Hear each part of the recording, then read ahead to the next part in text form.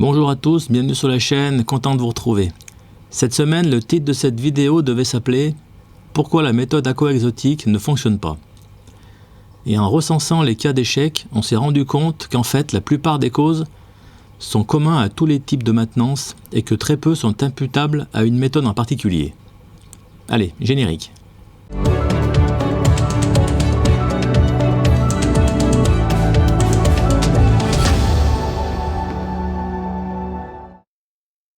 Quand on parle de bacs qui tournent pas rond, c'est pendant la première année. On n'arrive pas à stabiliser les paramètres, les poissons meurent très vite après introduction et les algues envahissent le bac. On va commencer par une méthode que Michel connaît bien, car depuis qu'il est en activité, il a fabriqué plus de 3000 bacs selon sa méthode. Et il arrive parfois que cela ne fonctionne pas. Dans une précédente vidéo, on avait alerté sur les paramètres essentiels à ne surtout pas négliger pour les bricoleurs qui souhaitaient fabriquer leurs cassettes. Les pompes, la répartition des débits, le type de mousse et l'épaisseur. Si vous avez joué à la sécurité et commandé votre cassette prête à monter, alors qu'est-ce qui pourrait perturber le fonctionnement de la méthode? La grosse erreur sur cette méthode, c'est de nettoyer la mousse lors d'un changement d'eau ou parce qu'elle est soi-disant sale. La mousse n'est pas uniquement une filtration mécanique, mais elle est aussi un support bactérien qui dégrade les déchets et qui est un support à la macrofaune. Vous n'avez qu'à jeter un œil la nuit, vous verrez qu'il y a plein de vie à l'intérieur. Cette erreur vient du fait que dans les autres méthodes, on conseille de nettoyer les masses filtrantes très souvent sous peine de produire des nitrates.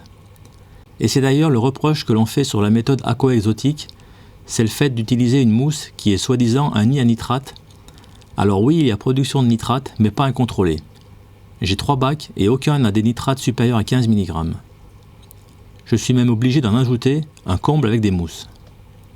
Alors oui, sur un bac jaune, il y a une phase où les nitrates peuvent être élevés, mais au fil des mois, ils réduiront avec la pousse des coraux mous et la prolifération des micro-organismes et l'apport de bactéries. Donc inutile de paniquer face à des nitrates un peu hauts, ce n'est pas dramatique pour des coraux mous, alors patience.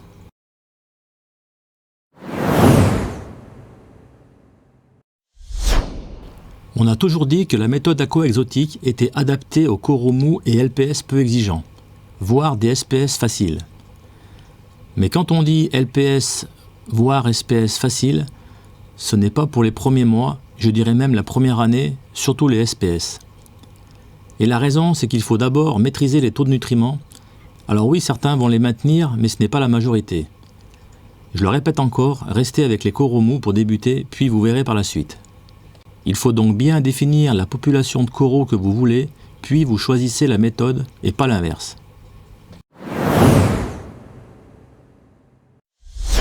J'ai introduit des poissons mais ils meurent le lendemain. C'est l'erreur de l'aquariophile impatient qui n'attend pas la fin du cycle de l'azote et qui met des poissons pendant le pic de nitrite. C'est la mort assurée. Ou bien trop de poissons sont mis d'un coup, la charge organique est trop importante, les bactéries ne peuvent pas tout dégrader, il y a production d'ammoniac et mort des poissons. Sur un bac en cyclage, on contrôle les nitrites avant l'introduction des poissons et on commence par 1 ou 2 et on nourrit léger.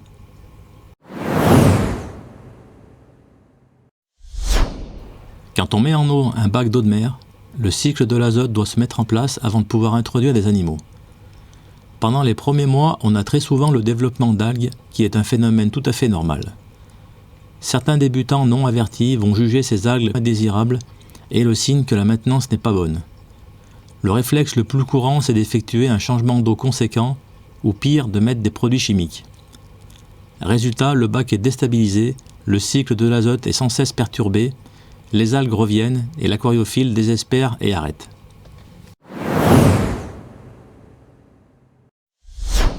La qualité de l'eau est un paramètre qui peut perturber un bac au point de constater une mort fréquente des poissons, un développement incontrôlable d'algues malgré des nutriments qui ne sont pas des taux mortels. Dans ce cas, il faudra faire un test ICP en laboratoire pour avoir le détail des polluants contenus dans l'eau et notamment les métaux lourds.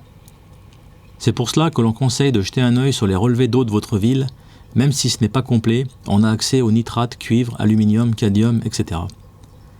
Dans certaines régions, on sait que vous serez confronté au problème de nitrate, d'autres ce sera les silicates.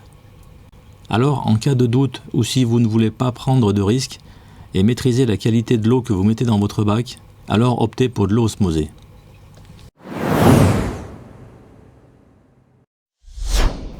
Vous êtes un maniaque, vous ne supportez pas un brin d'algue sur une roche, ou la vitre du fond qui se salit, vous sortez le racloir ou la cloche à siphonner tous les 2 jours, alors stop, vous ne rendrez pas service au bac. Déjà, mettre les mains dans l'eau, ça peut être pire que de le nettoyer. Un bac qui tourne bien, on le laisse tranquille. La vitre du fond va se couvrir d'algues, les chirurgiens viendront se nourrir et les micro-organismes s'y reproduiront. Vous nettoyez la vitre de devant et les côtés, 1 ou 2 fois par semaine et c'est tout.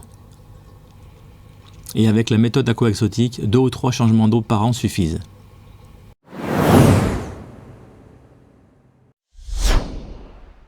En conclusion, sur les 6 points de cette vidéo, 2 erreurs qui peuvent entraîner des problèmes concernent la méthode aquaexotique. C'est le nettoyage de la mousse et le mauvais choix de coraux. Les autres erreurs sont valables pour tous les types de maintenance. On pourrait en ajouter pour les bacs de SPS qui demandent une maintenance plus rigoureuse et des paramètres contrôlés très régulièrement. Mais je laisse ça aux experts et ce n'est pas la cible de cette chaîne. On n'a pas la prétention de maintenir des SPS. Si les paramètres le permettent, pourquoi pas, mais l'objectif premier, c'est de se faire plaisir avec des coraux mous et des poissons, ou pas. Voilà, c'est tout pour cette semaine. Comme d'hab, un petit pouce bleu si ça vous a plu.